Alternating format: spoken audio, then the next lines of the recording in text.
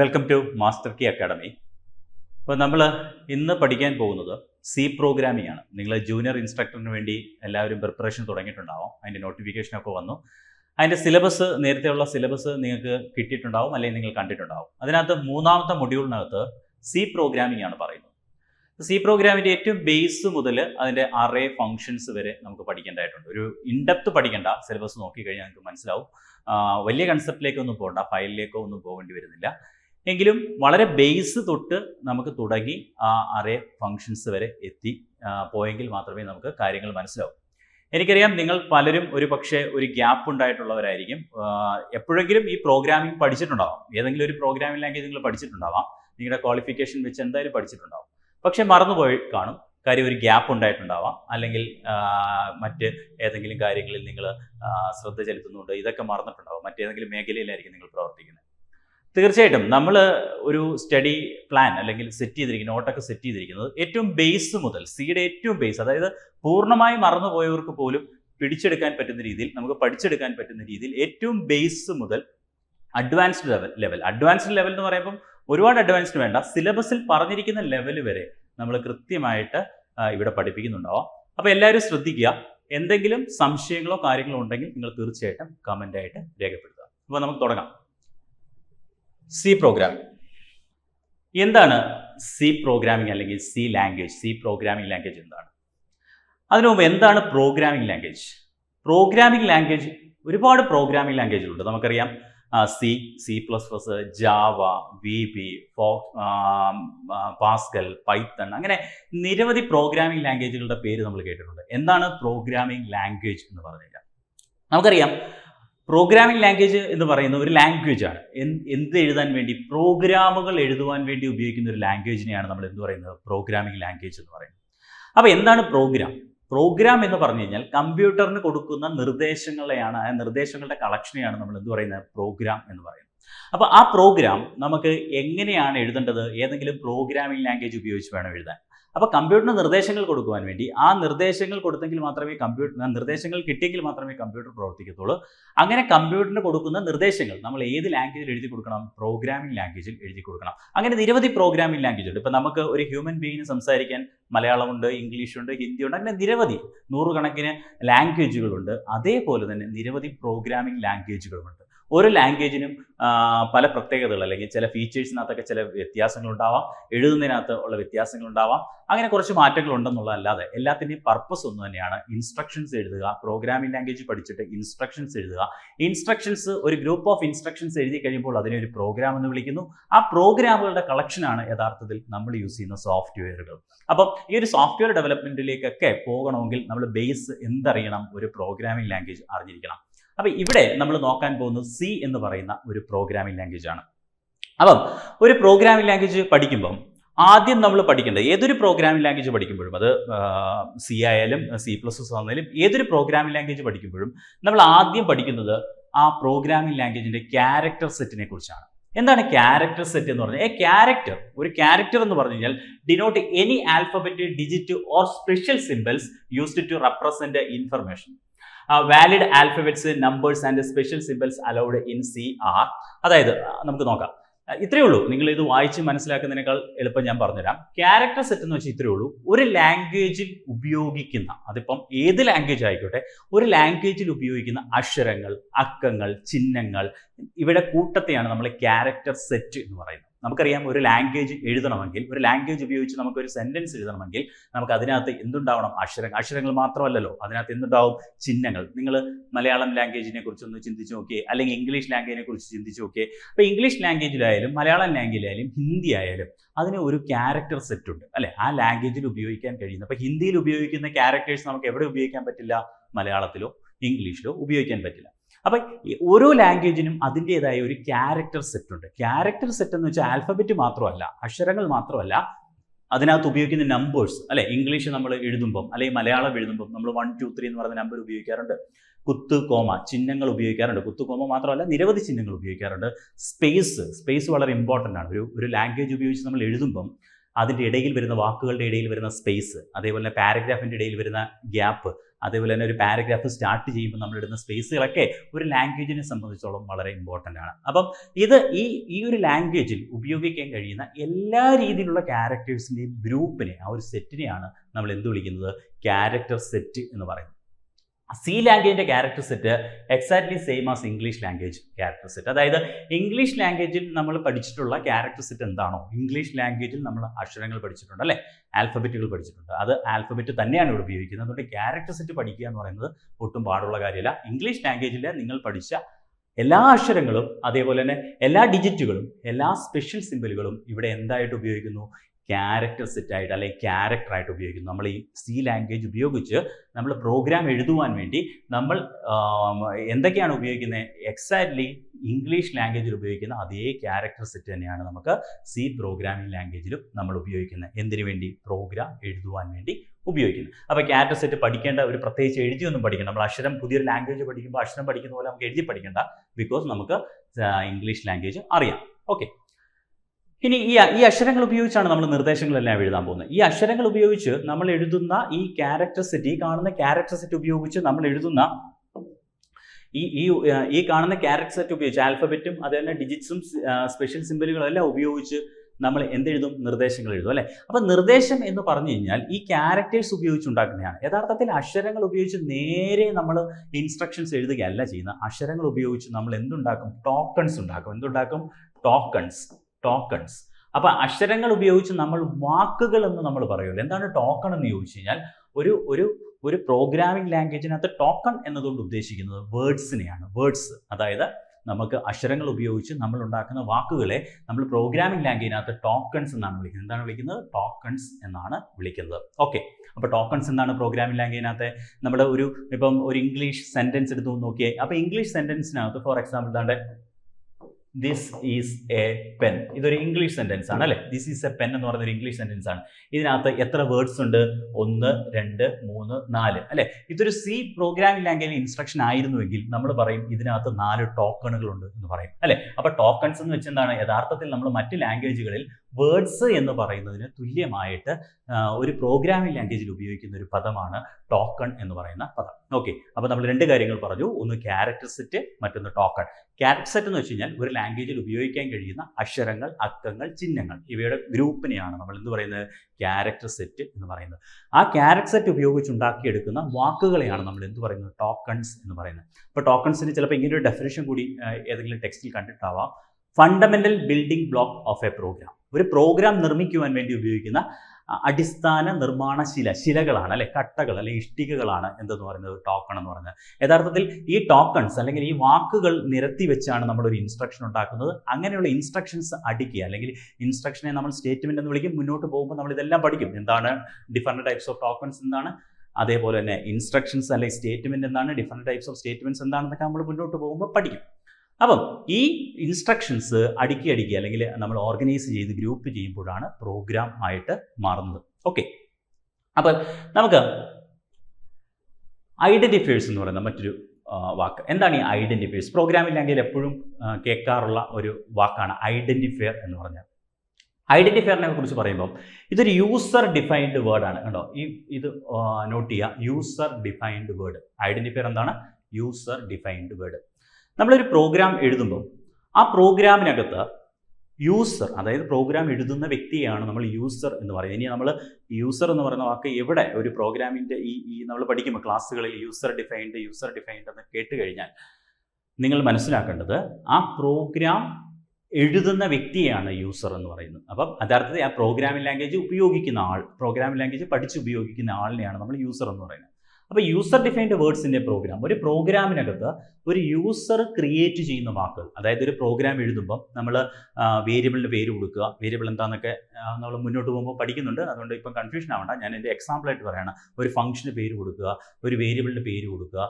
അങ്ങനെ ഞാൻ എഴുതുന്ന പ്രോഗ്രാമിനകത്ത് ഞാൻ എൻ്റെ ഇഷ്ടത്തിന് എഴുതി വെക്കുന്ന വാക്കുകളെയാണ് നമ്മൾ എന്ത് പറയുന്നത്? ഐഡന്റിഫയേഴ്സ്. അപ്പോൾ ഐഡന്റിഫയർ ഒരു ടോക്കൺ ആണ്, അല്ലെങ്കിൽ ഐഡന്റിഫയർ ഒരു വേർഡ് ആയിരിക്കും. ആ വേർഡ് എന്ന് പറഞ്ഞു കഴിഞ്ഞാൽ ആര് ക്രിയേറ്റ് ചെയ്യുന്നതാണ്? ഒരു പ്രോഗ്രാമർ അല്ലെങ്കിൽ ഒരു യൂസർ ഒരു പ്രോഗ്രാമിനകത്ത് ക്രിയേറ്റ് ചെയ്യുന്ന വാക്കുകളെയാണ് നമ്മൾ എന്ത് പറയുന്നത്? ഐഡന്റിഫയർ എന്ന് പറയുന്നത്. അത് വേരിയബിളിൻ്റെ പേര് ഒരു ഐഡന്റിഫയർ ആണ്, ഫംഗ്ഷൻ്റെ പേരുകൾ ഐഡന്റിഫയർ ആണ്. ഇങ്ങനെ നിരവധി എക്സാമ്പിൾസ് ഉണ്ട് ഐഡന്റിഫയറിന്, ക്ലാസിൻ്റെ നെയിമൊക്കെ. ഓക്കെ, ഈ ഐഡന്റിഫയർ ക്രിയേറ്റ് ചെയ്യുമ്പം ശ്രദ്ധിക്കേണ്ട ഇത് വളരെ ഇമ്പോർട്ടൻ്റ് ആണ്. ഈ റൂൾസ് വളരെ ഇമ്പോർട്ടൻ്റ് ആണ്. കാര്യം നമുക്കൊരു ഒബ്ജക്റ്റീവ് ടൈപ്പ് ചോദ്യം വരാൻ സാധ്യത ഏതെങ്കിലും ഒരു ഐഡന്റിഫയർ തന്നിട്ട് വാലിഡ് ആണോ ഇൻവാലിഡ് ആണോ, അല്ലെങ്കിൽ വാലിഡ് ആയിട്ടുള്ള ഐഡന്റിഫയർ ഏതാണ്, ഇൻവാലിഡ് ആയിട്ടുള്ള ഐഡന്റിഫയർ ഏതാണ്, ഇങ്ങനെയൊക്കെ ഒരു ഒബ്ജക്റ്റീവ് ടൈപ്പ് ചോദ്യം നമുക്ക് പ്രതീക്ഷിക്കാൻ പറ്റും. അതുകൊണ്ട് തന്നെ ഈ പോയിന്റുകൾ ഒന്ന് നോക്കി വെക്കുക. നമ്മളൊരു ഐഡന്റിഫയർ ക്രിയേറ്റ് ചെയ്യുമ്പം, അതായത് ഒരു പ്രോഗ്രാം എഴുതുമ്പം നമ്മൾ ക്രിയേറ്റ് ചെയ്യുന്ന ആ ഐഡന്റിഫയർ, നമ്മൾ ക്രിയേറ്റ് ചെയ്യുന്ന വേർഡ് അങ്ങനെ തോന്നിയ പോലെ നമുക്ക് ഇഷ്ടാനുസരണം അങ്ങനെ എന്തെങ്കിലും ഒരു വാക്കങ്ങ് എഴുതാൻ പറ്റത്തില്ല. അതിന് റൂള് കൃത്യമായിട്ട് പറയുന്നുണ്ട്. ആ നെയിമിനകത്ത്, അതായത് യൂസർ ഡിഫൈൻഡ് നെയിമിനകത്ത് should only consist of alphabets, അതായത് both upper and lower case, അതായത് ക്യാപിറ്റൽ ലെറ്ററോ സ്മോൾ ലെറ്ററോ നിങ്ങൾക്ക് ആൽഫബറ്റ് യൂസ് ചെയ്യാം, അതേപോലെ തന്നെ ഡിജിറ്റ്സ് യൂസ് ചെയ്യാം, അതേപോലെ തന്നെ ഡിജിറ്റ്സ് യൂസ് ചെയ്യാം, അതേപോലെ തന്നെ ആൽഫബറ്റ്സ് യൂസ് ചെയ്യാം, ഡിജിറ്റ്സ് യൂസ് ചെയ്യാം, അതേപോലെ തന്നെ അണ്ടർസ്കോർ വേണമെങ്കിൽ യൂസ് ചെയ്യാം. അങ്ങനെയുള്ള, അതായത് ആൽഫബറ്റ്, ഡിജിറ്റ്സ്, അണ്ടർസ്കോർ, അതിൻ്റെ അർത്ഥം മറ്റു ഒരു സ്പെഷ്യൽ സിമ്പലുകളും യൂസ് ചെയ്യാൻ പറ്റത്തില്ല. നിങ്ങൾക്ക് എന്തെങ്കിലും സിമ്പലുകൾ പേരിനോടൊപ്പം ചേർക്കാൻ പറ്റില്ല. നിങ്ങൾക്ക് ആകെപ്പാട് ചേർക്കാൻ പറ്റുന്ന എന്തുമാത്രമാണ്, ഒരു സിമ്പൽ ചേർക്കണമെന്നുണ്ടെങ്കിൽ നിങ്ങൾക്ക് അണ്ടർസ്കോർ എന്ന് പറയുന്ന ചിഹ്നം വേണമെങ്കിൽ, ഇത് നിർബന്ധമൊന്നുമല്ല, നിങ്ങൾക്ക് വേണമെങ്കിൽ ചേർക്കാം. First character should be A alphabet or underscore. ആദ്യത്തെ ക്യാരക്ടർ എപ്പോഴും എന്തായിരിക്കണം, ഒരു ആൽഫബറ്റ് അല്ലെങ്കിൽ അണ്ടർസ്കോർ ആയിരിക്കണം. അതായത് ഡിജിറ്റ് വരരുത്. ആകെപ്പാട് മൊത്തത്തിൽ വരാൻ പറ്റുന്നത് ആൽഫബറ്റ് വരാം, ഡിജിറ്റ് വരാം, അതേപോലെ തന്നെ ഇത് വരാം, അണ്ടർസ്കോർ വരാം. പക്ഷേ ഫസ്റ്റ് ക്യാരക്ടർ എന്തായിരിക്കണം, ആൽഫബറ്റോ അണ്ടർസ്കോറോ ആയിരിക്കണം. അതായത് ഇങ്ങനെ ഒരു പേര് നിങ്ങൾ എഴുതാൻ പാടില്ല. ഇങ്ങനെ ഒരു പേര് എഴുതിയാൽ അത് ഇൻവാലിഡ് ആണ്. നമ്പറിൽ തുടങ്ങാൻ പാടില്ല എന്നാണ് പറഞ്ഞിരിക്കുന്നതിൻ്റെ അർത്ഥം. നിങ്ങൾക്ക് വേണമെങ്കിൽ ഈ 8 എന്ന് പറയുന്നത് രണ്ടാമത്തെ ലെറ്റർ ആയിട്ടോ അല്ലെങ്കിൽ അവസാനമായിട്ടോ യൂസ് ചെയ്യാം. പക്ഷെ എന്ത് പറ്റില്ല, ആദ്യം വരരുത് എന്നുള്ളതാണ്. 8 എന്ത് ചെയ്യരുത്, ആദ്യം വരരുത്. 8 എന്നല്ല, ഒരു നമ്പരും ആദ്യം വരാൻ പാടില്ല എന്നാണ് പറയുന്നത്. നിങ്ങൾക്ക് വേണമെങ്കിൽ അണ്ടർസ്കോറിൽ തുടങ്ങാം, അല്ലേ, ഇങ്ങനെ തുടങ്ങാം, ഇത് കുഴപ്പമില്ല. പറഞ്ഞ് മനസ്സിലാവുന്നുണ്ടല്ലോ. Name should not be a keyword. Keyword എന്താണെന്ന് പറയാം. കീവേഡ് എന്ന് പറഞ്ഞ് നമ്മളിപ്പോൾ അടുത്തായിട്ട് നോക്കുന്നുണ്ട് കീവേഡ് എന്താണെന്നുള്ള കാര്യം. കുറേ റിസർവ്ഡ് വേർഡ്സിനെയാണ് കീവേഡ്. അതായത് ആ വരുന്ന 32 കീവേഡുകളാണുള്ളത്. ആ 32 കീവേഡുകൾ, ഒരു പ്രോഗ്രാമിംഗ് ലാംഗ്വേജിൻ്റെ കീവേഡ് ലിസ്റ്റിലുള്ള വേർഡ് ഒരിക്കലും എന്തായിട്ട് ഉപയോഗിക്കരുത്, ഒരു ഐഡന്റിഫയർ ആയിട്ട് നമുക്ക് ഉപയോഗിക്കാൻ കഴിയില്ല. അതായത് ഞാൻ ക്രിയേറ്റ് ചെയ്ത വാക്കാണ് എന്നുള്ള രീതിയിൽ എനിക്കൊരു സ്ഥലത്ത് ഈ കീവേഡിനകത്ത് വരുന്ന, ആ ലിസ്റ്റിൽ വരുന്ന വാക്കുകൾ ഉപയോഗിക്കരുത്. അപ്പോൾ കീവേഡുകൾ ഏതാണെന്നുള്ള കാര്യം അറിയണ്ടേ, നമ്മൾ അടുത്തായിട്ട് നോക്കുന്നുണ്ട്. Okay, since C is A case sensitive, the upper case and lower case considered differently. അത് വളരെ ഇമ്പോർട്ടൻ്റ് ആണ്. പലപ്പോഴും നമുക്ക് കൺഫ്യൂഷൻ ഉണ്ടാക്കുന്ന ഒരു കാര്യമാണ്. ഈ നാലാമത്തെ, സി ഒരു കേസ് സെൻസിറ്റീവ് ലാംഗ്വേജ് ആണ്. സി എന്താണ്, ഒരു കേസ് സെൻസിറ്റീവ് ലാംഗ്വേജ് ആണ്. ദാറ്റ് മീൻസ് സിക്കകത്ത്, സി പ്രോഗ്രാമിംഗ് ലാംഗ്വേജിനകത്ത് നമ്മൾ രണ്ട് വാക്കുകൾ ഒരേ വാക്കുകളാകുന്നത് എപ്പോഴാണെന്ന് ചോദിച്ചു കഴിഞ്ഞാൽ, രണ്ടിൻ്റെയും അക്ഷരങ്ങൾ ഒരേപോലെ വരികയും അതിൻ്റെ കേസ്, അപ്പർ കേസും ലോവർ കേസും ഒരേപോലെ വന്നെങ്കിൽ മാത്രമേ രണ്ടും ഒരേ വാക്കാണ് എന്ന് സി പ്രോഗ്രാമിങ്ങിനകത്ത് എന്ത് ചെയ്യത്തുള്ളൂ, സമ്മതിക്കത്തുള്ളൂ. അതായത് ഫോർ എക്സാമ്പിൾ ഇവിടെ നോക്കുക. നമ്മളിവിടെ ഇപ്പോൾ APPLE ആപ്പിൾ എന്നെഴുതി. അതേപോലെ തന്നെ മറ്റൊരു വാക്ക് APPLE ആപ്പിൾ. അതേപോലെ തന്നെ APPLE ആപ്പിൾ. അതേപോലെ തന്നെ APPLE ആപ്പിൾ. ഇവിടെ നോക്കിയേ, ഇവിടെ 4 വാക്കുകൾ നിങ്ങൾക്ക് കാണാം. നമ്മളൊരു ഇംഗ്ലീഷ് ലാംഗ്വേജിനകത്ത് ഇത് 4ഉം ആപ്പിൾ എന്ന് പറയുന്ന വാക്ക് തന്നെയാണ്. പക്ഷേ സി പ്രോഗ്രാമിങ്ങിനകത്ത് വരുമ്പോഴത്തേക്ക് ഇത് 4 വാക്കാണ്. അതാണ് കേസ് സെൻസിറ്റീവ്. ഇത് 4 തമ്മിൽ എന്താണ് ഡിഫറൻസ് എന്ന് ചോദിച്ചു കഴിഞ്ഞാൽ, ലെറ്ററിന്റെ ഡിഫറൻസ് അല്ല, അതിന്റെ കേസിന്റെ ഡിഫറൻസ് ആണ്. ഇവിടെ ക്യാപിറ്റല്, ഇവിടെ സ്മോള്, ഇവിടെ 2 ക്യാപിറ്റല്, ഇവിടെ 3 ഇവിടെ 2 ക്യാപിറ്റൽ ലെറ്റർ, ഇവിടെ 3 ക്യാപിറ്റൽ. അതുകൊണ്ട് ഇവയെല്ലാം തമ്മിൽ വ്യത്യസ്തമാക്കുന്നത് എങ്ങനെയാണെന്ന് ചോദിച്ചാൽ അതിന്റെ കേസാണ്. അതുകൊണ്ട് തന്നെ സി ലാംഗ്വേജിനകത്ത് ഇത് 4 വാക്കുകളാണ്. ഇത് 4 എന്താണ്, 4 വാക്കുകളാണ്. ഇവിടെ ഈ ഒരു പോയിന്റ് ശ്രദ്ധിക്കണം. കാര്യം നമ്മൾ ഈ പറഞ്ഞ name should not be a keyword എന്ന് പറഞ്ഞിട്ടില്ലേ. നെയിം ഒരു കാരണവശാലും കീവേഡ് ആവരുത്. അപ്പൊ നമ്മൾ എന്ത് ചെയ്യും, നമ്മളിപ്പോൾ അടുത്ത സ്ലൈഡിനകത്ത് കീവേഡുകളൊക്കെ പഠിക്കും. അപ്പോൾ കീവേഡ് എല്ലാം നിങ്ങൾ പഠിച്ചു. 32 കീവേഡുകളൊക്കെ ഒരു വട്ടം കാണാതെ പഠിക്കേണ്ട, ഒരു 2 തവണ വായിക്കുമ്പോൾ തന്നെ നിങ്ങൾക്ക് മനസ്സിലാവും കീവേഡുകൾ. അതെല്ലാം പഠിച്ചു. എന്നിട്ട് ഒബ്ജക്റ്റീവ് ടൈപ്പ് ചോദ്യത്തിലേക്ക് വരുമ്പം നിങ്ങളോട് ചോദിക്കും എന്താണ് ഒരു വേർഡ്. ഇപ്പോൾ ഫോർ എക്സാമ്പിൾ വോയിഡ് നമ്മൾ കീവേഡ് ആണെന്ന് പഠിക്കും. അത് കഴിഞ്ഞ് ഒരു ചോദ്യം വരികയാണ്, അതായത് ഇത് ഐഡന്റിഫയർ ആണോ അല്ലയോ. ഇങ്ങനെ ഒരു വോയിഡ് എന്ന് എഴുതി തന്നിട്ട് ഐഡന്റിഫയർ ആണോ അല്ലയോ, അല്ലെങ്കിൽ ഈ ഒരു വാക്ക് ഐഡന്റിഫയർ ആക്കാൻ പറ്റുമോ ഇല്ലയോ. അപ്പോൾ നമ്മൾ ഈ പോയിന്റ് പഠിച്ചു വെച്ചിട്ടുണ്ട്. Name should not be a keyword ആവാൻ പാടില്ല. നമ്മൾ പഠിച്ചു വെച്ചിട്ടുണ്ട് വോയിഡ് എന്താണ്, കീവേഡ് ആണ്. അപ്പോൾ നമ്മൾ പറയും ഇത് ഐഡന്റിഫയർ ആക്കാൻ പറ്റില്ല. പക്ഷേ ഈ വോയിഡ് ഐഡന്റിഫയർ ആവും. എന്തുകൊണ്ടാണ് ഐഡന്റിഫയർ ഈ വോയിഡ് അല്ല, ഈ വോയിഡ്. അതായത് ഇവിടെ വോയിഡ് സ്മോൾ ലെറ്റർ. അപ്പം എങ്ങനെയാണ് കീവേഡുകൾ എല്ലാം പഠിച്ചാലും നമ്മൾ ഇത് ഐഡന്റിഫൈ. അപ്പം ഇത്രയേ ഉള്ളൂ, കീവേഡുകൾ ഒരിക്കലും ക്യാപിറ്റൽ ലെറ്റർ ഉണ്ടാവത്തില്ല. കീവേഡുകളിൽ എന്തുണ്ടാവത്തില്ല? ക്യാപിറ്റൽ ലെറ്റർ ഉണ്ടാവത്തില്ല. സ്മോൾ ലെറ്ററിലായിരിക്കും കീവേഡുകളെല്ലാം എഴുതുന്നത്. അപ്പോൾ ഒരു ക്യാപിറ്റൽ ലെറ്റർ വന്നു കഴിഞ്ഞാൽ പിന്നെ അത് കീവേഡിന്റെ ലിസ്റ്റിൽ വരത്തില്ല. നിങ്ങൾ ബാക്കിയുള്ള റൂൾസ് ഫോളോ ചെയ്യുന്നുണ്ടോ നോക്കിയാൽ മതി. അതായത് നമ്പറിലാണോ തുടങ്ങുന്നത്, മറ്റെന്തെങ്കിലും സ്പെഷ്യൽ സിമ്പലുകൾ വന്നിട്ടുണ്ടോ, ഇങ്ങനത്തെ കാര്യങ്ങൾ നോക്കിയാൽ മതി. ഓക്കെ, അപ്പോൾ ഐഡന്റിഫയർ എന്താണ്? User defined word. അത് നമുക്ക് തോന്നിയ പോലെ ക്രിയേറ്റ് ചെയ്യാൻ പറ്റില്ല. ഈ പറഞ്ഞ പോയിന്റുകൾ, 4 പോയിന്റുകൾ ഫോളോ ചെയ്ത് മാത്രമേ, 4 റൂളുകൾ ഫോളോ ചെയ്ത് മാത്രമേ നമുക്ക് ഒരു ഐഡന്റിഫയർ ക്രിയേറ്റ് ചെയ്യാൻ പറ്റൂ. ഓക്കെ ആണല്ലോ? ഓക്കെ, ഇതാണ് കീവേഡ്സ്. അപ്പോൾ ഐഡന്റിഫയർ ഒരു യൂസർ ഡിഫൈൻഡ് വേർഡ് ആണ് എങ്കിൽ കീവേഡ്സ് എന്ന് പറഞ്ഞാൽ റിസർവ്ഡ് വേർഡ്സ് ആണ് അല്ലേ? കീവേഡ്സ് എന്ന് പറഞ്ഞാൽ റിസർവ്ഡ് വേർഡ്സ് ഉണ്ടോ? കീവേഡ്സ് എന്താണ്? Reserved words. അതിൽ നിന്ന് തന്നെ നമുക്കറിയാം, റിസർവ് ചെയ്തു വെച്ചിരിക്കുക.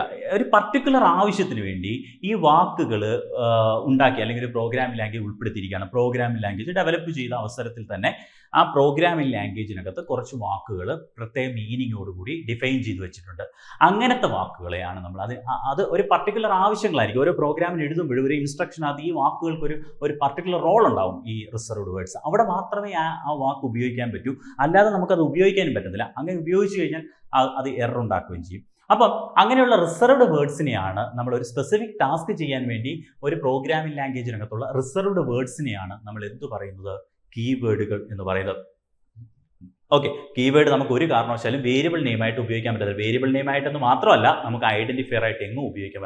വേരിയബിൾ നെയിം ഒരു ഐഡന്റിഫയറിന് ഉദാഹരണമാണ്. നമുക്ക് ഐഡന്റിഫയർ ആയിട്ട് ഒരു കാരണവശാലും കീവേഡിനെ ഉപയോഗിക്കാൻ പറ്റത്തില്ല. ഏതൊക്കെയാണ് കീവേഡ് എന്നാണ് കുറച്ച് എക്സാമ്പിൾസ് നോക്കാം. ഇതാണ് കീവേഡുകളുടെ എക്സാമ്പിൾ. സി പ്രോഗ്രാമിംഗ് ലാംഗ്വേജിനകത്തുള്ള കീവേഡുകളുടെ എക്സാമ്പിൾ ആണ്. Int, short, signed, unsigned, default, volatile, float, long, double, അങ്ങനെയുള്ള നിരവധി break, continue, typedef, static, do, for, അങ്ങനെ നിങ്ങൾ വായിച്ചു നോക്കിയാൽ മതി. ഇതെല്ലാം കീവേഡിന്റെ ഗണത്തിൽ വരുന്നതാണ്. ഓക്കെ, അപ്പോൾ കീവേഡ് എന്താണെന്ന് മനസ്സിലായി. നിങ്ങൾ നോക്കിക്കഴിഞ്ഞാൽ മനസ്സിലാവും. ഇതെല്ലാം സ്മോൾ ലെറ്റർ തന്നെയാണ് കേട്ടല്ലോ. ഇവിടെ ഒരു ക്യാപിറ്റൽ ലെറ്റർ കിടക്കുന്നു, അത് തെറ്റാണ് കേട്ടോ. അത് ഈനം. ഓക്കെ, അത് നോട്ട് തരുമ്പോൾ കറക്റ്റ് ചെയ്തോളാം. ഓക്കെ, ഈനം സ്മോൾ ലെറ്റർ ആണ് കേട്ടല്ലോ. എല്ലാം സ്മോൾ ലെറ്ററിലായിരിക്കണം. കീവേഡുകളെല്ലാം സ്മോൾ ലെറ്ററിലായിരിക്കണം. ഓക്കെ, അപ്പോൾ കീവേഡ് എന്താണെന്ന് മനസ്സിലായല്ലോ. ഇനി അടുത്തൊരു ടേമാണ്, ഒരു പ്രോഗ്രാമിംഗ് ലാംഗ്വേജ് പഠിക്കുമ്പോൾ നമ്മൾ അറിയേണ്ട ഒരു ടേമാണ് ഡാറ്റ ടൈപ്സ് എന്ന് പറയുന്നത്. എന്താണ് ഡാറ്റ ടൈപ്സ്? ഡാറ്റ ടൈപ്സ് എന്ന് പറഞ്ഞു കഴിഞ്ഞാൽ ഈ വാക്ക് തന്നെ നിങ്ങൾ തിരിച്ചു വായിച്ചു കഴിഞ്ഞാൽ ഇതിൻ്റെ മീനിങ് കിട്ടി. ടൈപ്സ് ഓഫ് ഡാറ്റയാണ് നമ്മൾ എന്ത് പറയുന്നത്? ഡാറ്റ ടൈപ്സ് എന്ന് പറയുന്നത്. പ്രധാനമായിട്ടും 4 ടൈപ്സ് ഓഫ് ഡാറ്റ ടൈപ്പുകളാണല്ലോ. 4 ഡാറ്റ ടൈപ്പ് എന്നല്ല പറയുന്നത്, 4 ടൈപ്സ് ഓഫ് ഡാറ്റ ടൈപ്പുകൾ നമുക്ക് 4 വ്യത്യസ്ത ഗ്രൂപ്പിൽ പെടുത്താൻ പറ്റുന്ന ഡാറ്റ ടൈപ്പുകൾ പ്രധാനമായിട്ടും ഉണ്ട്. ഒന്ന് ബിൽറ്റ് ഇൻ ഡാറ്റ ടൈപ്പ്, അടുത്തത് enumeration data type, derived data type, void data type, അങ്ങനെ അല്ലെങ്കിൽ ബിൽറ്റ് ഇൻ ഡാറ്റ ടൈപ്പിന്റെ മറ്റൊരു പേരാണ് ഫണ്ടമെന്റൽ ഡാറ്റ ടൈപ്സ്. അങ്ങനെ നിരവധി ടൈപ്പ് ഡാറ്റ ടൈപ്പുകളുണ്ട്. ഡാറ്റ ടൈപ്സ് എന്ന് പറഞ്ഞു കഴിഞ്ഞാൽ ടൈപ്സ് ഓഫ് ഡാറ്റ എന്ന് തന്നെ പറയാം. അതായത് ഒരു പ്രോഗ്രാമിംഗ് ലാംഗ്വേജിന് കൈകാര്യം ചെയ്യാൻ നമ്മൾ ഈ പ്രോഗ്രാം എഴുതുന്നത് എന്തിനു വേണ്ടിയാണ്? പ്രോഗ്രാം എഴുതുന്ന ഒരു പ്രോബ്ലം സോൾവ് ചെയ്യാനാണ്. പ്രോബ്ലം സോൾവിംഗ് എന്ന് വെച്ചാൽ എന്താണ്? ഒരു റിയൽ ലൈഫിൽ അല്ലെങ്കിൽ നമുക്ക് ഒരു ടാസ്ക് നമ്മൾ നേരിടുന്ന ഡിഫിക്കൽറ്റി, ഒരു ടാസ്കിനകത്ത് നേരിടുന്ന ഡിഫിക്കൽറ്റീസ് ഒരു കമ്പ്യൂട്ടർ ഉപയോഗിച്ച് സോൾവ് ചെയ്യാൻ പറ്റുന്നുണ്ടെങ്കിൽ നമുക്ക് അതിന് അനുയോജ്യമായ ഒരു സോഫ്റ്റ്വെയർ ഉണ്ടാക്കുകയും ആ സോഫ്റ്റ്വെയറിനകത്തേക്ക് ആ സോഫ്റ്റ്വെയർ ഉപയോഗിച്ചുകൊണ്ട് നമുക്ക് ആ ടാസ്ക് എളുപ്പമാക്കുകയും ചെയ്യാം. അതാണല്ലോ പ്രോഗ്രാമിംഗ് അല്ലെങ്കിൽ സോഫ്റ്റ്വെയർ എന്ന് വെച്ചാൽ കളക്ഷൻ ഓഫ് പ്രോഗ്രാമാണ് അല്ലേ. അപ്പോൾ അങ്ങനെ നമ്മളൊരു പ്രോഗ്രാം എഴുതി തയ്യാറാക്കുമ്പോൾ പലപ്പോഴും നമുക്ക് ഡേറ്റ അതിനകത്തേക്ക് കൊടുക്കേണ്ടി വരും. അപ്പോൾ ഒരു പ്രോഗ്രാമിംഗ് ലാംഗ്വേജ് എന്തൊക്കെ ടൈപ്പ് ഡേറ്റയാണ് ഹാൻഡിൽ ചെയ്യുന്നത്, എന്തൊക്കെ ടൈപ്പ് ഡേറ്റയെ ഒരു പ്രോഗ്രാമിംഗ് ലാംഗ്വേജിന് ഹാൻഡിൽ ചെയ്യാൻ പറ്റും, അങ്ങനെ ഹാൻഡിൽ ചെയ്യാൻ പറ്റുന്ന ആ ഡേറ്റയാണ് ഒരു പ്രോഗ്രാമിംഗ് ലാംഗ്വേജിന്റെ ഡേറ്റ ടൈപ്പ് എന്ന് പറയുന്നത്. അപ്പോൾ പ്രോഗ്രാമിംഗ് ലാംഗ്വേജ് ഉപയോഗിച്ച് നമ്മൾ പ്രോഗ്രാം എഴുതുന്നുണ്ട്. ആ പ്രോഗ്രാം ആണ് നമ്മൾ എന്ത് ചെയ്യുന്നത്? ഏതെങ്കിലും ഒരു ടാസ്ക് പെർഫോം ചെയ്യാൻ വേണ്ടി ഉപയോഗിക്കുന്നത്. ആ ടാസ്ക് പെർഫോം ചെയ്യുമ്പം ഇപ്പോൾ ഫോർ എക്സാമ്പിൾ അതിനൊരു എക്സാമ്പിൾ പറയാം. നമ്മൾ കാൽക്കുലേറ്റർ ഉപയോഗിക്കത്തില്ലേ? കാൽക്കുലേറ്ററിനകത്ത് നമ്മൾ കൊടുക്കുന്ന കുറച്ച് ടൈപ്പ് ഓഫ് ഡേറ്റയുണ്ട്, നമ്പേഴ്സ് അല്ലേ. അപ്പോൾ നമ്പേഴ്സ് പോയിന്റ് ഉള്ളതും പോയിന്റ് ഇല്ലാത്തതും അതേപോലെ തന്നെ ചിഹ്നങ്ങളും, ഇതൊക്കെയാണല്ലോ കാൽക്കുലേറ്ററിലേക്ക് നമുക്ക് കൊടുക്കാൻ പറ്റുന്ന ഡേറ്റ. അപ്പോൾ ആ കാൽക്കുലേറ്ററിൻ്റെ ഡേറ്റ ടൈപ്സ് ഏതൊക്കെയാണെന്ന് ചോദിച്ചാൽ നമ്മൾ പറയും നമ്പേഴ്സ്, അതേപോലെ തന്നെ മറ്റ് ചിഹ്നങ്ങൾ ഒക്കെയാണ് നമ്മൾ പറയാം എന്താണ് കാൽക്കുലേറ്ററിൻ്റെ ഡേറ്റ ടൈപ്സ് എന്ന് പറയാം. അതേപോലെ തന്നെയാണ് ഒരു പ്രോഗ്രാമിംഗ് ലാംഗ്വേജിനകത്ത് ഉപയോഗിക്കാൻ കഴിയുന്ന ഡേറ്റയുടെ ടൈപ്സിനെയാണ് നമ്മൾ എന്ത് പറയുന്നത്? ഡേറ്റ ടൈപ്സ് എന്ന് പറയുന്നത്.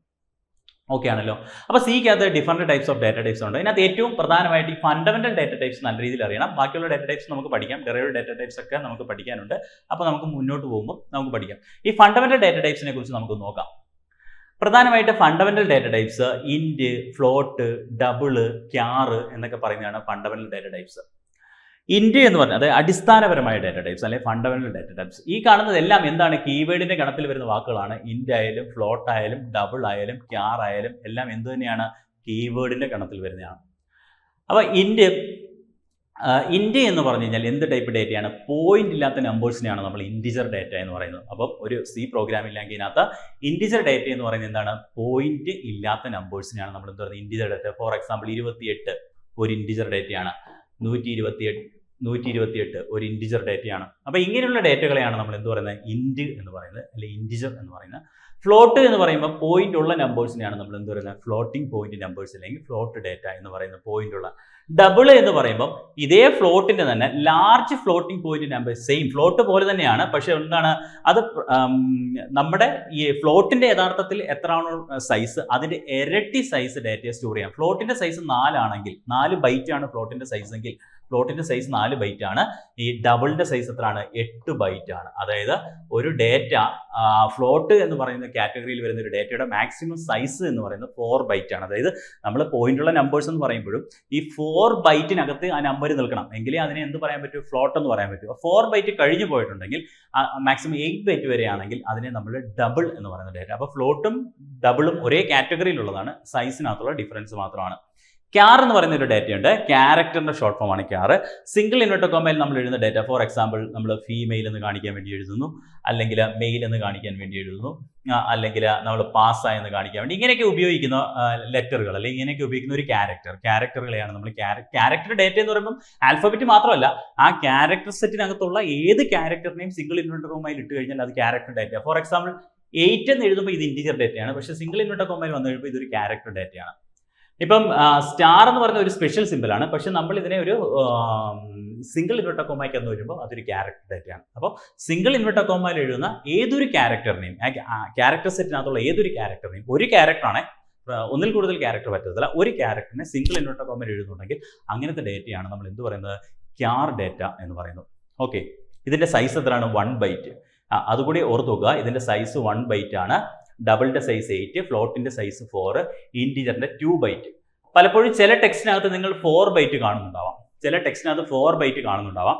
യഥാർത്ഥത്തിൽ നമ്മൾ ഫോളോ ചെയ്യുന്ന ആൻസി സി എന്ന് പറയുന്ന സ്റ്റാൻഡേർഡ് ഉള്ള ആ സ്റ്റാൻഡേർഡിലുള്ള സി പ്രോഗ്രാമിങ്ങിന്റെ നോട്ടുകൾ, അല്ലെങ്കിൽ അതാണ് എപ്പോഴും കോമ്പറ്റീഷൻ എക്സാമിന് ഇപ്പോഴും ചോദിച്ചുകൊണ്ടിരിക്കുന്നത്.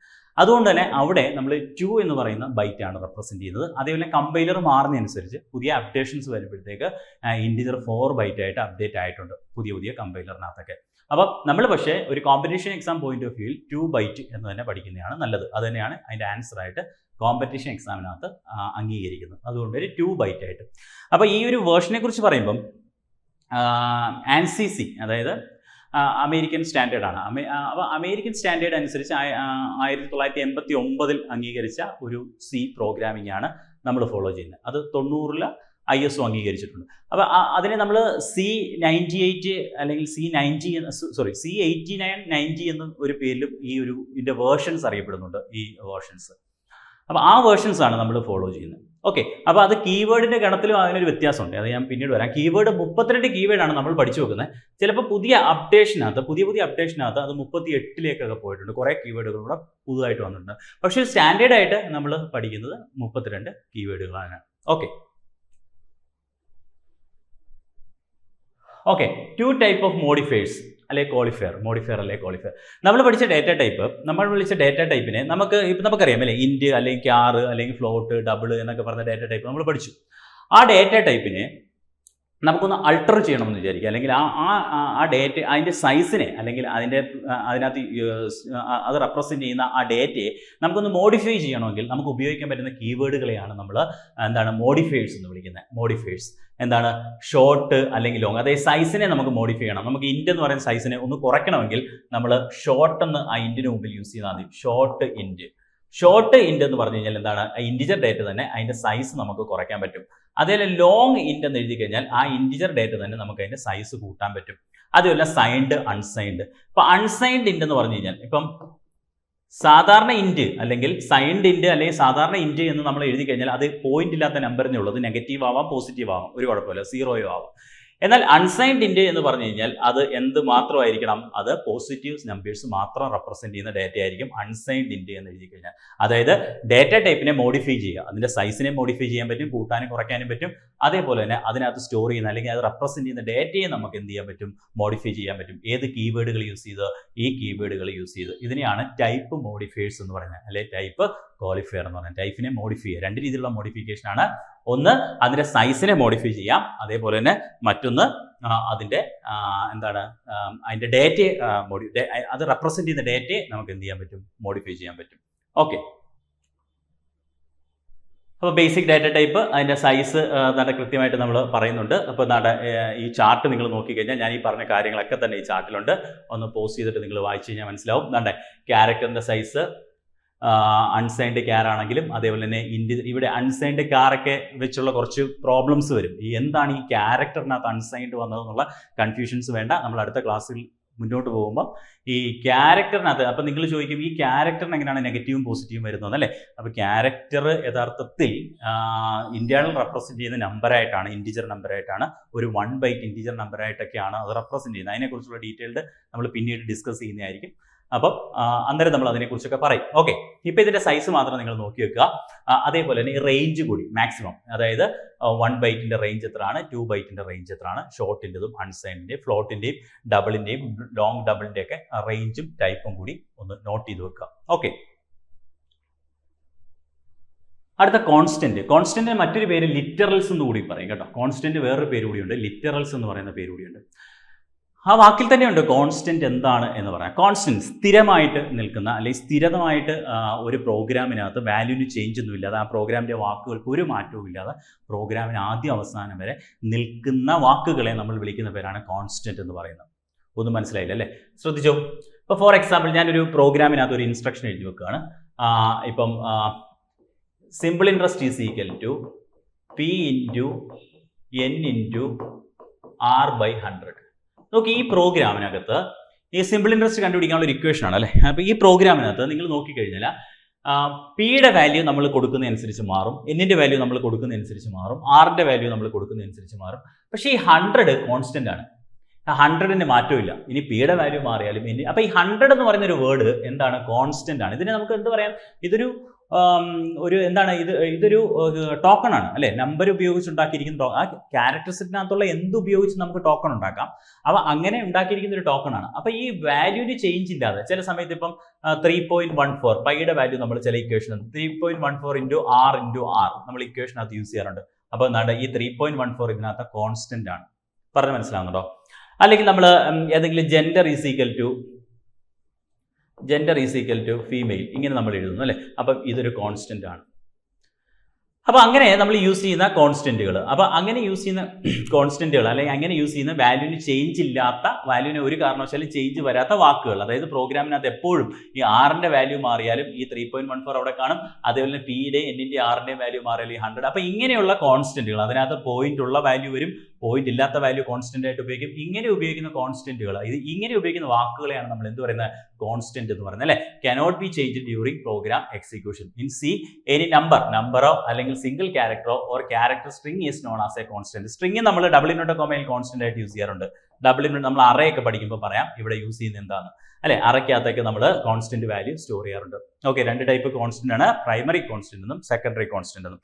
ഓക്കെ, ഇനി കോൺസ്റ്റന്റിന്റെ പ്രധാനമായിട്ട് നമ്മൾ കോൺസ്റ്റന്റിനെ പ്രധാനമായിട്ട് കാറ്റഗറൈസ് ചെയ്യുകയാണെങ്കിൽ 3 ടൈപ്പ് കോൺസ്റ്റന്റുകൾ നമുക്ക് പറയാം. ന്യൂമറിക് കോൺസ്റ്റന്റ്, അതേപോലെ ക്യാരക്ടർ കോൺസ്റ്റന്റ്, അതേപോലെ സ്ട്രിംഗ് കോൺസ്റ്റന്റ്. 3 ടൈപ്പ് കോൺസ്റ്റന്റുകളുണ്ട്, ന്യൂമറിക്, ക്യാരക്ടർ, സ്ട്രിംഗ്. ഇപ്പം ഞാൻ കാണിച്ചതാണ്. ന്യൂമറിക് കോൺസ്റ്റന്റിനകത്ത് തന്നെ എന്താണ്, പോയിന്റ് ഉള്ളതും പോയിന്റ് ഇല്ലാത്തതും ഏതൊരു നമ്പറിനെയും നമ്മൾ എന്ത് വിളിക്കാം, ന്യൂമറിക് കോൺസ്റ്റന്റ്. ഫോർ എക്സാമ്പിൾ 3.14 ഒരു ന്യൂമറിക് കോൺസ്റ്റന്റ് ആണ്, 100 ഒരു ന്യൂമറിക് കോൺസ്റ്റന്റ് ആണ്. ക്യാരക്ടർ കോൺസ്റ്റന്റ് എന്ന് വെച്ചാൽ എന്താണ്, ക്യാരക്ടർ കോൺസ്റ്റന്റ് എന്ന് വെച്ച് കഴിഞ്ഞാൽ സിംഗിൾ ഇൻവെർട്ടർ കോമയിൽ എഴുതുന്ന ഏതൊരു ക്യാരക്ടറിനെയും നമുക്ക് ക്യാരക്ടർ കോൺസ്റ്റന്റ് എന്ന് വിളിക്കാം. സ്ട്രിംഗ് കോൺസ്റ്റന്റ് എന്ന് വെച്ച് കഴിഞ്ഞാൽ ഡബിൾ ഇൻവെർട്ടർ കോമയിൽ എഴുതുന്ന എല്ലാ സ്ട്രിങ്ങുകളെയും നമുക്ക് സ്ട്രിംഗ് കോൺസ്റ്റന്റ് എന്ന് വിളിക്കാം. ഓക്കെ, അത് തന്നെയാണ് എക്സ്പ്ലെയിൻ ചെയ്തത്. ഇന്റിജർ കോൺസ്റ്റന്റ് തന്നെ ഉണ്ട്. എന്താണ് ഇന്റിജർ കോൺസ്റ്റന്റ് തന്നെ വേറൊരു രീതിയിലുള്ള കോൺസ്റ്റന്റ് ഉണ്ട്. ഡെസിമൽ പോയിന്റ് ഉള്ള അല്ലെങ്കിൽ ഫ്ലോട്ടിംഗ് പോയിന്റ് കോൺസ്റ്റന്റിനെ ഹോൾ നമ്പേഴ്സ് എന്ന് വിളിക്കാറുണ്ട്. അതിൽ ഇന്റിജർ കോൺസ്റ്റന്റിനകത്ത് തന്നെ ഡെസിമൽ പോയിന്റ് ഇല്ലാത്തതിനെ ഹോൾ നമ്പേഴ്സ് എന്ന് വിളിക്കാറുണ്ട്. ഇൻറ്റിജർ കോൺസ്റ്റന്റിനകത്ത് എന്ത് വരരുത്, ഒരു കാരണവശാലും ഡെസിമൽ പോയിന്റ് വരരുത്. അങ്ങനെയുള്ള നമ്പേഴ്സിനെയാണ് നമ്മൾ എന്ത് പറയുന്നത്, ഇൻറ്റിജർ കോൺസ്റ്റന്റ് എന്ന് പറയുന്നത്. ഇൻറ്റിജർ കോൺസ്റ്റന്റ് നമുക്ക് പല രീതിയിൽ റെപ്രസെന്റ് ചെയ്യാം. നമുക്ക് ഡെസിമൽ ഫോമിൽ റെപ്രസെന്റ് ചെയ്യാം, ഒക്ടൽ ഫോമിൽ റെപ്രസെന്റ് ചെയ്യാം, ഒക്ടൽ ഫോമിൽ റെപ്രസെന്റ് ചെയ്യാം. ഓക്കെ, ഒക്ടൽ ഫോമിൽ റെപ്രസെന്റ് ചെയ്യാം, അതുപോലെ ഹെക്സാഡെസിമൽ ഫോമിൽ റെപ്രസെന്റ് ചെയ്യാം. എന്ത് വരരുതെന്ന് മാത്രമേ ഉള്ളൂ, പോയിന്റ് വരരുതെന്നേ ഉള്ളൂ. നമ്പേഴ്സ് ഡെസിമലായിട്ടോ ഒക്ടലായിട്ടോ ഹെക്സാഡെസിമലായിട്ടോ നമുക്ക് എന്ത് ചെയ്യാൻ പറ്റും, റെപ്രസെന്റ് ചെയ്യാൻ പറ്റും. ഈ ഒക്ടലിന്റെയും ഹെക്സാഡെസിമലിന്റെയും ഒക്കെ ചോദ്യങ്ങൾ വരാറുണ്ട് പലപ്പോഴും, ഈ വാല്യൂസ് ഉപയോഗിച്ചുകൊണ്ടുള്ള റെപ്രസെന്റേഷൻ. അപ്പോൾ അത് നമുക്ക് നോക്കാം എങ്ങനെയാണെന്നുള്ള കാര്യങ്ങൾ ആ ചോദ്യം എത്തുമ്പോൾ നമുക്ക് ഡിസ്കസ് ചെയ്യാം. ഓക്കെ, റിയൽ കോൺസ്റ്റന്റ് എന്ന് പറയുമ്പോൾ ഫ്ലോട്ടിംഗ് പോയിന്റ് കോൺസ്റ്റന്റാണ് നമ്മൾ റിയൽ കോൺസ്റ്റന്റ്, പോയിന്റ് ഉള്ള നമ്പേഴ്സിനെയാണ് നമ്മൾ എന്ത് പറയുന്നത്, റിയൽ കോൺസ്റ്റന്റ് എന്ന് പറയുന്നത്, അല്ലേ? അപ്പം റിയൽ കോൺസ്റ്റന്റ് എന്ന് പറഞ്ഞാൽ എന്താണ്, പോയിന്റ് ഉള്ള നമ്പേഴ്സിനെയാണ് നമ്മൾ റിയൽ കോൺസ്റ്റന്റ് എന്ന് പറഞ്ഞത്. ഇതിനകത്ത് എന്തുണ്ടാവും, ഒരു ഡെസിമൽ പോയിന്റ് ഉണ്ടാവും. ഒരു ഡെസിമൽ, ഞാൻ നേരത്തെ പറഞ്ഞ എക്സാമ്പിൾ ഓർത്ത് വെച്ചാൽ മതി, 3.14 എന്ന് പറയുന്നത് അതിനകത്തൊരു ഡെസിമൽ പോയിന്റ് ഉണ്ടെങ്കിൽ മാത്രമേ അത് എന്താകത്തുള്ളൂ, റിയൽ കോൺസ്റ്റന്റ് എന്ന് പറയും. ആ പോസിറ്റീവ് ആവാം, നെഗറ്റീവ് ആവാം. ഇൻറ്റിജർ കോൺസ്റ്റന്റും പോസിറ്റീവ് നെഗറ്റീവ് യൂസ് ചെയ്യാം. അതേപോലെ ഇവിടെ പോസിറ്റീവ് നെഗറ്റീവ് ആയാലും പോയിന്റ് ഉണ്ടെങ്കിൽ അതെന്താണ്, റിയൽ കോൺസ്റ്റന്റ് ആണ്. ഡിഫോൾട്ട് സൈൻ, നമ്മളിപ്പോൾ സൈൻ ഒന്നും ഇടുന്നില്ലെങ്കിൽ അത് പോസിറ്റീവ് സൈൻ ആയിട്ടായിരിക്കും കാണുന്നത്, അല്ലെങ്കിൽ നെഗറ്റീവ് ആണെങ്കിൽ നമ്മൾ ആ സൈൻ കൃത്യമായിട്ട് റെപ്രസെന്റ് ചെയ്യണം. ഓക്കെ, ക്യാരക്ടർ കോൺസ്റ്റന്റ് ഞാൻ പറഞ്ഞാണ് എന്താണ്, സിംഗിൾ ഇൻവെർട്ടർ കോമയിൽ നമ്മൾ എഴുതുന്ന എന്തിനേയും ക്യാരക്ടർ കോൺസ്റ്റന്റ് എന്നാണ് പറയുന്നത്. സിംഗിൾ ഇൻവെർട്ടർ കോമയിൽ എഴുതുന്ന എന്തിനേയും നമുക്ക് ക്യാരക്ടർ കോൺസ്റ്റന്റ്. ഇനി വെറുതെ നമ്മൾ 2 ഇൻവെർട്ടർ കോമ മാത്രം ഇട്ടാലും അതൊരു സ്പേസിനെ ഒരു കോൺസ്റ്റന്റ് ആയിട്ടാണ് കാണുന്നത്. സ്പേസിനെ, അതാണ് ഇവിടെ നോക്കിക്കഴിഞ്ഞാൽ സ്പേസും എന്താണ്, ഒരു കോൺസ്റ്റന്റ് ആയിട്ടാണ് അവിടെ കാണുന്നത്. Okay, every character constant has a unique integer like a value in machines. Characters code as okay. ഏതൊരു ക്യാരക്ടർ കോൺസ്റ്റന്റിനും എന്തുണ്ടാവും, അതിന് കറസ്പോണ്ടിങ് ആയിട്ടുള്ള ഒരു ആസ്കി വാല്യൂ ഉണ്ടാവും. ഇപ്പോൾ ഫോർ എക്സാമ്പിൾ ഇതൊന്ന് ഓർത്ത് വെക്കുക, എന്താണ് capital A to Z ASCII value start ചെയ്യുന്ന മാത്രം ഓർത്ത് വെച്ചാൽ മതി. 65 ക്യാപിറ്റൽ എയുടെ ആസ്കി വാല്യൂ സ്റ്റാർട്ട് ചെയ്യുന്നത്. അത് കഴിഞ്ഞാൽ പിന്നെ ഇൻക്രിമെന്റ് ചെയ്ത് പോവുകയാണ് ചെയ്യുന്നത്. സ്മോൾ എയുടെ ആസ്കി വാല്യൂ സ്റ്റാർട്ട് ചെയ്തത് 97 ആണ്. നിങ്ങൾ നമ്പർ ഒരു കോൺസ്റ്റന്റ് ആയിട്ട് യൂസ് ചെയ്യുന്നു വിചാരിക്കുക, ഇങ്ങനെ ഒരു കോൺസ്റ്റന്റ് യൂസ് ചെയ്യുന്നു വിചാരിക്കുക. ഇങ്ങനെ കോൺസ്റ്റന്റ് യൂസ് ചെയ്യുന്നുണ്ടെങ്കിൽ ആ കോൺസ്റ്റന്റുകളെ റെപ്രസെന്റ് ചെയ്യുന്ന ആസ്കി വാല്യൂസ് ആണ് 48 to 59 എന്ന് പറയുന്നത്. ഓക്കെ, അടുത്തത് സ്ട്രിംഗ് കോൺസ്റ്റന്റ്. ഞാൻ പറഞ്ഞതാണ് group of characters enclosed in double inverted comma. Double inverted കോമയിൽ എഴുതുന്ന ഗ്രൂപ്പ് ഓഫ് ക്യാരക്ടേഴ്സിനെയാണ് എന്ത് പറയുന്നത്, സ്ട്രിംഗ് കോൺസ്റ്റന്റ് എന്ന് പറയുന്നത്. ഗ്രൂപ്പ് ഓഫ് ക്യാരക്ടേഴ്സ് അല്ലെ, ഡബിൾ ഇൻവെർട്ടർ കോമയിൽ എഴുതുന്ന ഗ്രൂപ്പ് ഓഫ് ക്യാരക്ടേഴ്സിനെയാണ് നമ്മൾ എന്ത് പറയുന്നത്, സ്ട്രിംഗ് കോൺസ്റ്റന്റ്. അതായത് ഒരു വാക്കോ ഒരു സ്ഥലത്തിന്റെ പേരോ അല്ലെങ്കിൽ എന്തെങ്കിലും ആയിക്കോട്ടെ. ഇപ്പൊ ഫോർ എക്സാമ്പിൾ ആണ് ഇത് എന്താണ്, ഇതൊരു ഇൻറ്റിജർ ആണ്, പക്ഷേ ഡബിൾ ഇൻവെർട്ടർ കോമ ഇട്ട് കഴിയുമ്പോൾ ഇതെന്താണ്, ഇതൊരു സ്ട്രിംഗ് കോൺസ്റ്റന്റ് ആണ്. ഇതൊരു സ്ട്രിംഗ് ആണ്, ഇതിനെ നമുക്കൊരു സ്ട്രിംഗ് കോൺസ്റ്റന്റ് എന്ന് വിളിക്കാം. ഓക്കെ, അടുത്ത സിംബോളിക് കോൺസ്റ്റന്റ്. സിംബോളിക് കോൺസ്റ്റന്റ് എന്ന് പറയുമ്പോൾ നമുക്ക് ഇതിന്റെ പ്രധാനപ്പെട്ട ഉപയോഗം എന്താണെന്ന് വെച്ച് കഴിഞ്ഞാൽ, നമ്മളൊരു പ്രോഗ്രാമിനകത്ത് ഒരു വലിയ വാല്യൂവിനെയൊക്കെ നമുക്കൊരു വാക്ക് ഉപയോഗിച്ച് റെപ്രസെന്റ് ചെയ്യണം. ഫോർ എക്സാമ്പിൾ ഇപ്പോൾ പൈ എന്ന് പറയുന്നതിന്റെ പൂർണ്ണമായിട്ടുള്ള അതിന്റെ പ്രിസിഷൻസ് മാക്സിമം വേണമെങ്കിൽ നമ്മൾ പോയിന്റ് കഴിഞ്ഞ് 1/4 കഴിഞ്ഞ് നമുക്ക് എന്ത് ചെയ്യണം, ബാക്കി വാല്യൂസ് ഒക്കെ പ്ലേസ് ചെയ്ത് ചെയ്യണം. അപ്പോൾ ഒരു വലിയ വാല്യൂ ആയിരിക്കും, അല്ലെങ്കിൽ ഏതെങ്കിലും ഒരു വലിയ ഒരു വാക്കിനെ നമുക്കതിനെ ചുരുക്കി നമുക്ക് റെപ്രസെന്റ് ചെയ്യണമെങ്കിൽ നമുക്ക് അതിനെ ഡിഫൈൻ ചെയ്തൊരു കോൺസ്റ്റന്റ് ആക്കി എടുക്കാം. അതിനാണ് സിംബോളിക് കോൺസ്റ്റന്റ് എന്ന് പറയുന്നത്. സിംബോളിക് കോൺസ്റ്റന്റ് ഉണ്ടാക്കുന്നത് ഡിഫൈൻ എന്ന് പറയുന്ന കീവേഡ് ഉപയോഗിച്ചുകൊണ്ടാണ്. എന്നിട്ട് എന്താ സംഭവിച്ചിരിക്കുന്നത്, നമ്മൾ എന്ത് പേരാണോ കോൺസ്റ്റന്റ് കൊടുക്കാൻ ഉദ്ദേശിക്കുന്ന ആ പേര് എന്നിട്ട് അതിന്റെ വാല്യൂ കൊടുത്താൽ മതി. ഇതാണ്ട് എക്സാമ്പിൾ നോക്കുന്നത് നിങ്ങൾക്ക് മനസ്സിലാവും. ഹാഷ് ഡിഫൈൻ മാക്സ് എന്ന് പറയുന്നത് കോൺസ്റ്റന്റ് കൊടുത്തിരിക്കുന്ന വാല്യൂ ആണ്, 10 ആണ് മാക്സിന്റെ വാല്യൂ. അതായത് ഇനി ഈ പ്രോഗ്രാമിനകത്ത് എവിടെ എനിക്ക് 10 യൂസ് ചെയ്യേണ്ടി വരുന്നോ, ഇപ്പം മാക്സ് എന്ന് എനിക്ക് കൊടുത്താൽ മതി. മാക്സ് എന്ന് പറയുന്ന പേരിൽ എനിക്ക് 10നെ എന്ത് ചെയ്യാൻ പറ്റും, ഉപയോഗിക്കാൻ പറ്റും. ഇതിൻ്റെ ഒരു ഗുണം എന്താണെന്ന് വെച്ച് കഴിഞ്ഞാൽ, ഇപ്പം നമ്മളൊരു പ്രോഗ്രാം എഴുതുന്ന അവസരത്തിൽ നമുക്ക് ഏതെങ്കിലും ഒരു ഇൻട്രസ്റ്റ് റേറ്റോ അങ്ങനെയുള്ള റേറ്റിനൊക്കെ നമ്മൾ ഇങ്ങനെ ഒരു കോൺസ്റ്റന്റ് ഡിഫൈൻ ചെയ്ത് കഴിഞ്ഞുള്ള ഗുണം എന്താണെന്ന് വെച്ച് കഴിഞ്ഞാൽ, നമുക്ക് പിന്നീട് ഇൻട്രസ്റ്റ് റേറ്റിന് ചേഞ്ച് വരുമ്പോൾ നമുക്ക് ഇവിടെ വന്നൊരു ചേഞ്ച് ചെയ്താൽ മതി, ഓട്ടോമാറ്റിക്കലി അത് ഉപയോഗിച്ചിരിക്കുന്ന എല്ലാ ഇക്വേഷനിലും ആ ചേഞ്ച് റിഫ്ലക്ട് ചെയ്യും. അതുകൊണ്ടാണ് ഈ സിംബോളിക് കോൺസ്റ്റന്റ് ഒക്കെ പ്രധാനപ്പെട്ട ഉപയോഗം. ഞാൻ ഇവിടെ നോക്കിയേ, CH എന്ന് പറഞ്ഞ് ഉപയോഗിച്ചിരിക്കുന്നു, അതിന്റെ വാല്യൂ എന്തായിരിക്കും, B ആയിരിക്കും. അതായത് ഈ കോൺസ്റ്റന്റ് ഉപയോഗിക്കുന്നതിന് പകരം ഞാൻ എല്ലായിടത്തും CH ഉപയോഗിച്ചാൽ മതിയാവും. അങ്ങനെ അപ്പം നെയിമിന് സോണി എന്ന് പറയുന്ന നെയിമിന് ഞാൻ എന്ത് കൊടുത്തിരിക്കുന്നു, നെയിം എന്ന് പറയുന്ന കോൺസ്റ്റന്റ് ഉപയോഗിച്ചിരിക്കുന്നു, സിംബൽ ഉപയോഗിച്ച് റെപ്രസെന്റ് ചെയ്തിരിക്കുന്നു. അപ്പോൾ ഇതിനെയാണ് സിംബോളിക് കോൺസ്റ്റന്റുകൾ എന്ന് പറയുന്നത്. ഓക്കെ, ഇതാണ് സിംബോളിക് കോൺസ്റ്റന്റ്. നമുക്ക് 1-2 ചോദ്യങ്ങൾ പ്രീവിയസ് ഇയർ ചോദിച്ചിട്ടുള്ള പല കോമ്പറ്റീഷൻ എക്സാമിൽ ഈ ഒരു ഏരിയയിൽ നിന്ന് ചോദിച്ചിട്ടുള്ള 1-2 ചോദ്യങ്ങൾ നമുക്ക് നോക്കാം. നിങ്ങൾ തന്നെ നോക്കിയിട്ട് പോസ് ചെയ്തിട്ട് നിങ്ങൾ തന്നെ അതിൻ്റെ ഉത്തരം കണ്ടെത്തുക, എന്നിട്ട് അപ്ലൈ ചെയ്യാം. Okay, how many keywords are there in C language? ഞാൻ നേരത്തെ പറഞ്ഞതാണ്, how many keywords there in C language 32 ആണ് കേട്ടല്ലോ, 32 ആണ്. ചിലടത്ത് 32നേക്കാൾ കൂടുതൽ കാണും, ചിലപ്പോൾ ഏതെങ്കിലും ടെക്സ്റ്റിൽ നിങ്ങൾ കാണുന്നുണ്ടാവും. അതിൻ്റെ കാരണം ഞാൻ പറഞ്ഞു, എന്താണ്, കമ്പൈലർ മാറുന്നു, വേർഷൻസ് മാറുന്നു. അതിൻ്റെ വേർഷൻ മാറുന്നതനുസരിച്ച്, കമ്പൈലർ അല്ല, അതിൻ്റെ വേർഷൻ മാറുന്നതനുസരിച്ച് പുതിയ വേർഷനകത്തൊക്കെ 38 ഒക്കെ വന്നിട്ടുണ്ട്. പക്ഷേ നമ്മൾ ഫോളോ ചെയ്യുന്ന ANSI C എന്ന് പറയുന്ന വേർഷനാണ്, അതിനകത്ത് 32 ആണ്. Okay. Which of the following cannot be A variable in C? Variable ആക്കാൻ പറ്റാത്തത് ഏതാണ്? അപ്പോൾ വേരിയബിൾ എന്താണെന്ന് നമ്മൾ പഠിച്ചില്ല. വേരിയബിൾ എന്താണെന്ന് ചോദിച്ചാൽ മെമ്മറി ലൊക്കേഷൻ ആണ്. നമ്മൾ അടുത്ത ക്ലാസ്സിൽ വേരിയബിളിനെ കുറിച്ചും ഡീറ്റെയിൽ ആയിട്ട് പഠിക്കും. കാര്യം വേരിയബിൾ വളരെ ഇമ്പോർട്ടൻ്റ് ആണ്. വേരിയബിൾ എന്താണെന്നും വേരിയബിളിനകത്ത് അതിൻ്റെ അഡ്രസ്സ് എങ്ങനെയാണെന്നും അതിനകത്ത് സ്റ്റോർ ചെയ്യുമ്പോൾ എന്താണ് സംഭവിക്കുന്നതും വളരെ വിശദമായിട്ട് പഠിക്കേണ്ടതായിട്ടുണ്ട്. അപ്പോൾ വേരിയബിളിനെ കുറിച്ച് വിശദമായിട്ട് നമ്മൾ അടുത്ത ക്ലാസ്സിൽ പഠിക്കും. അപ്പോൾ which of the following cannot be A variable name? Variable name ആക്കാൻ പറ്റാത്ത. അപ്പോൾ വേരിയബിൾ നെയിം എന്ന് പറഞ്ഞാൽ ഐഡന്റിഫയറിന്റെ കാറ്റഗറിയിൽ വരുന്നതാണ്. ഞാൻ പറഞ്ഞിരുന്നല്ലോ, ഐഡന്റിഫയറിന്റെ കാറ്റഗറിയിൽ വരുന്നതാണ്. ഇതിനകത്ത് ഏതാണ് ഐഡന്റിഫയറിന്റെ കാറ്റഗറിയിൽ അല്ലെങ്കിൽ വേരിയബിൾ നെയിമായിട്ട് ഉപയോഗിക്കാൻ? Which of the following cannot be A variable name? അപ്പൊ വേരിയബിൾ നെയിം ആക്കാൻ പറ്റാത്തത്, വേരിയബിൾ നെയിം അല്ലാത്തത് ഏതാണെന്നാണ് ചോദിച്ചിരിക്കുന്നത്. എന്താണ്? നമുക്ക് ഇതൊരു വേരിയബിൾ നെയിം ആക്കാമല്ലോ. നമ്പർ, ഇതൊരു വേരിയബിൾ നെയിം. വോയിഡ്, കണ്ടോ, ഞാൻ നേരത്തെ പറഞ്ഞില്ലേ വോയിഡ്. ഈ വോയിഡ് കീവേഡ് അല്ല, പക്ഷേ ഈ വോയിഡ് കീവേഡ് ആണ്, കേട്ടല്ലോ, സ്മോൾ ലെറ്റർ അല്ലേ. അപ്പോൾ ഇത് നമുക്ക് വേരിയബിൾ ആക്കാം, ഇത് പക്ഷേ വേരിയബിൾ ആക്കാം. വോളറ്റൈൽ എന്ന് പറഞ്ഞൊരു കീവേഡ് ഉണ്ട് കേട്ടോ. വോളറ്റൈൽ എന്ന് പറഞ്ഞൊരു കീവേഡ് ഉണ്ടായിട്ട് ഇതിന് ഉത്തരം ഏതാണ്? എ ആണ്. ഉത്തരം എ ആണ്. Identify wrong C keyword below. ഇതിനകത്ത് വന്നിരിക്കുന്ന റോങ് കീവേഡിന്റെ ഗ്രൂപ്പ്. അപ്പോൾ നമ്മൾ കീവേഡുകൾ നോക്കണം. ഇത് എളുപ്പമാണ്. കണ്ട, എന്തായാലും ഇത് വരത്തില്ല. കാര്യം എന്താ? ഒരു ക്യാപിറ്റൽ ലെറ്റർ വന്നിട്ടുണ്ട് അല്ലേ, അത് വരത്തില്ല എന്നതെല്ലാം മനസ്സിലായി. ഓട്ടോ ഡബിൾ ഇൻറ്റ് സ്ട്രക്റ്റ്, ഇത് ഇങ്ങനെ കീവേഡ് ഉണ്ട്. Break, else, long, switch keyword ഉണ്ട്. Char, extern, intern, return. Intern എന്ന് പറയുന്നൊരു കീവേഡ് ഇല്ല. സോ ആൻസർ ഈസ് ഇതാണ്, കേട്ടല്ല, ആൻസർ ഇതാണ് അല്ലേ. Find A correct C keyword below. താഴെ പറഞ്ഞിരിക്കുന്നതിനകത്ത് സി കീവേഡ്, കറക്റ്റ് ആയിട്ടുള്ളൊരു സി കീവേഡ് പറയാം. ബ്രേക്കർ എന്ന് പറയുന്നൊരു കീവേഡ് ഒന്നുമില്ല. ഗോ ടു ഉണ്ട്, പക്ഷേ ഗോ ടുവിൻ്റെ ഇടയിൽ സ്പേസ് വന്നിട്ടുണ്ട്, അതുകൊണ്ട് ഇത് കീവേഡ് ആക്കാൻ പറ്റത്തില്ല. ഷോർട്ടർ ഇല്ല, ഷോർട്ട് ഉണ്ട് പക്ഷേ ഷോർട്ടർ ഇല്ല. സോ ഡീഫോൾട്ട് എന്നുള്ളതാണ് ഇതിൻ്റെ ഉത്തരം. ഓക്കെ. ഗോ ടുവിൻ്റെ എന്താണ് ഗോ ടു വരാൻ? ഇതിൻ്റെ ഇടയിൽ സ്പേസ് വിട്ടിട്ടിരിക്കുന്നു അല്ലേ. സ്പേസ് വന്നു കഴിഞ്ഞാൽ അത് കീവേഡ് അല്ല. ഓക്കെ, അപ്പം നിങ്ങൾക്ക് മനസ്സിലായിട്ടുണ്ടെന്ന് വിചാരിക്കുന്നു. അപ്പോൾ നമ്മൾ ജസ്റ്റ് തുടങ്ങുകയാണ് ചെയ്തത്. അപ്പോൾ ഇതിൻ്റെ ഡീറ്റെയിൽഡ് ആയിട്ടുള്ള ക്ലാസ്സും സിലബസിനനുസരിച്ചുള്ള ക്ലാസ്സുകൾ നമുക്ക് അടുത്തടുത്ത ക്ലാസ്സുകളിൽ നമ്മൾ ഡിസ്കസ് ചെയ്യുന്നതായിരിക്കും. അപ്പം തീർച്ചയായിട്ടും നിങ്ങൾ ഫോളോ ചെയ്യുക. അതേപോലെ തന്നെ എന്തെങ്കിലും സംശയങ്ങളുണ്ടെങ്കിൽ പറയുക. Okay, thank you.